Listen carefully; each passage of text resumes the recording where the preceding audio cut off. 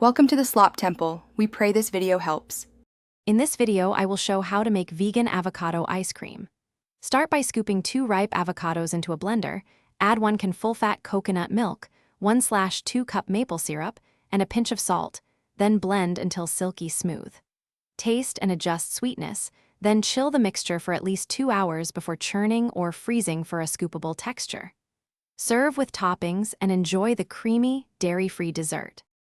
Gather your ingredients and tools before you begin to make the process relaxed and efficient. Scoop flesh from 2 ripe avocados and measure 1 can coconut milk, 1/2 cup maple syrup, 1 tablespoon lemon juice, and a pinch of salt. Warm spices like cinnamon or vanilla extract can be added for complexity. Blend everything until completely smooth, then taste and tweak.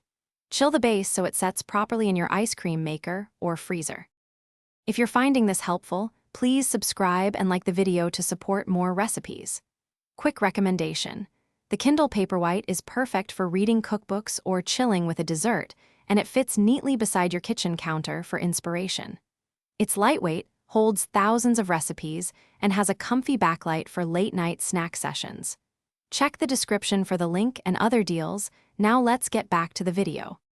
Transfer the chilled base to your ice cream maker and churn according to manufacturer instructions until it reaches soft serve consistency. If you don't have a machine, pour into a shallow container and freeze, stirring vigorously every 30 minutes to break up ice crystals until smooth. Once it's firm enough to scoop, transfer to a container and freeze until desired firmness. Let sit a few minutes before scooping for easier servings and a perfect creamy bite. Thanks for watching. Consider subscribing if we helped you.